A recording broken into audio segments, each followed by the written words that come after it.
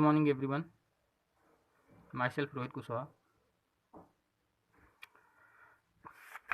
Today we will discuss more about application of Gauss law, and today's application is the intensity of electric field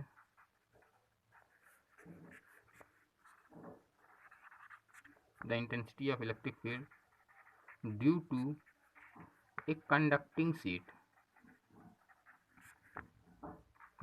charged sheet. हमने कल पढ़ा था non conducting sheet, आज पढ़ेंगे conducting sheet के लिए। Non conducting conducting sheet में difference क्या होगा? सपोज करो ये क्या है, नॉन कंडक्टिंग, ओके। इसमें पॉजिटिव चार्ज सब जगह डिस्ट्रीब्यूट है। Suppose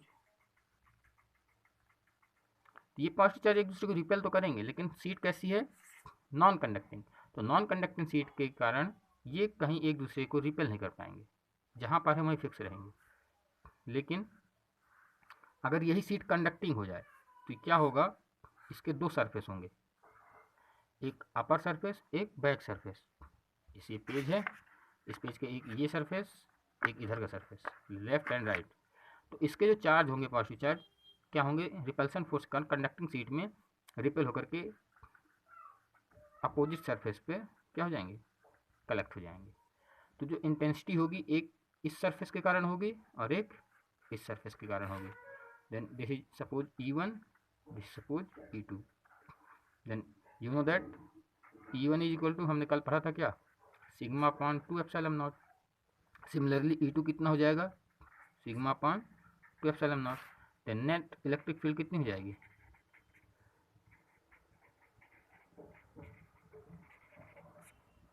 is equal to sigma upon 2 epsilon not plus sigma upon 2 epsilon not. Then add कर दो तो 2 sigma upon 2 epsilon not, 2 2 cancel, then sigma upon epsilon. This is answer. Understand? Conducting seat, non conducting seat. Non conducting में charge fix है, conducting में repel होकर के opposite surface चला जाएगा, जहाँ पर दो सरफेस क्रिएट हो जाएंगे। इस सरफेस के थ्रू इलेक्ट्रिक फील्ड, इस सरफेस के through electric field, total electric field sigma upon epsilon not. Now the next application is electric field due to a due to a conducting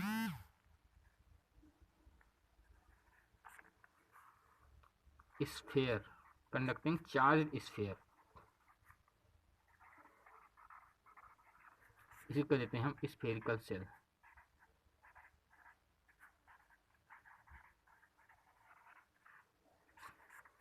इसका reason समझो। जैसे suppose करो ये क्या है, आपका स्फेयर है, ऐसे सब जगह क्या है? पॉजिटिव चार्ज डिस्ट्रीब्यूट है। तो ये कैसा सा चार्ज स्फेयर है? कंडक्टिंग है।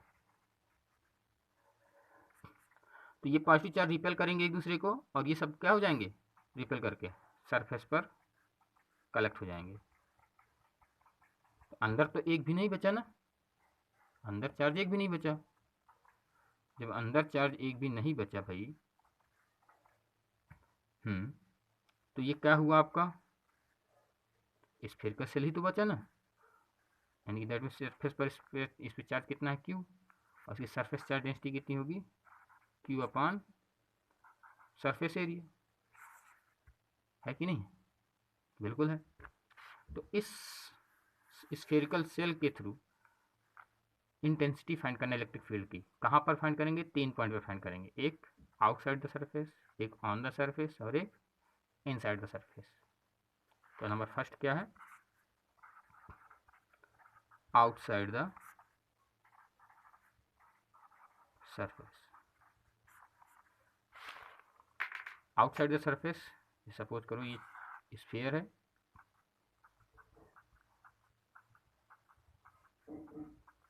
इस पर चार्ज Q है, इसकी रेडियस कैपिटल R है, सॉरी, और इसके सेंटर से स्मॉल r डिस्टेंस पर एक पॉइंट P है, जहाँ पर हमें इंटेंसिटी फाइंड करनी है। तो हम इसके लिए क्या करते हैं? एक गॉसियन स्फीयर इसी के सेम ड्रॉ कर लेते हैं इसके अराउंड। ये क्यों ड्रॉ करते हैं? क्योंकि हमें पता होना चाहिए कि गॉस लॉ हमेशा क्लोज सरफेस में काम करता है। ये पूरा चार्ज है, इसके अराउंड हमने एक क्लोज सरफेस ड्रॉ कर लिया, ज्यूम कर लिया। This is Gaussian surface. Okay, यहाँ से इलेक्ट्रिक फील्ड ई फाइंड होगी, इसका suppose small area D A. तो क्या होगा, इलेक्ट्रिक फ्लक्स क्या होगा through this P, electric flux through D A, D phi equal to E into D A. Angle 0 है, कॉस 0 की वैल्यू 1, तो E into D A cos 0।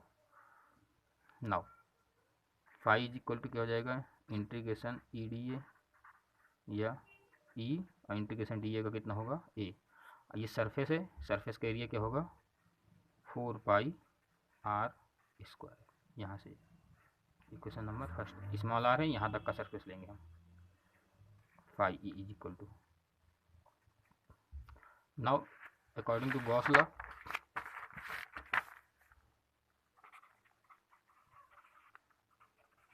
according to Gauss law, phi is equal to q upon epsilon naught, equation 2, comparing equation first and second, e into 4 pi r square is equal to q upon epsilon naught, and e is equal to, ये 4 पाई नीचे जाएगा तो 1 upon 4 pi ये epsilon naught ऊपर q upon r square. This is electric field due to spherical shell outside the surface. Okay, second है on the surface. On the surface आपका देखो कुछ नहीं, r इक्वल टू कैपिटल रख देंगे क्योंकि सरफेस पर है। अब पॉइंट ये रेडियस कैपिटल आर के इक्वल होगी, तो ई इज इक्वल टू हो जाएगा 1 upon 4 pi epsilon not Q upon capital R square.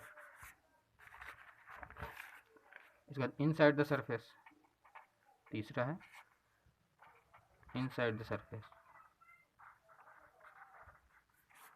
आपको पता है चार्ज सरफेस पर डिस्ट्रीब्यूट, इनसाइड चार्ज कितना है 0। जब इनसाइड चार्ज 0 है तो ई कितना हो जाएगा जी, दैट समझे। Okay, thank you.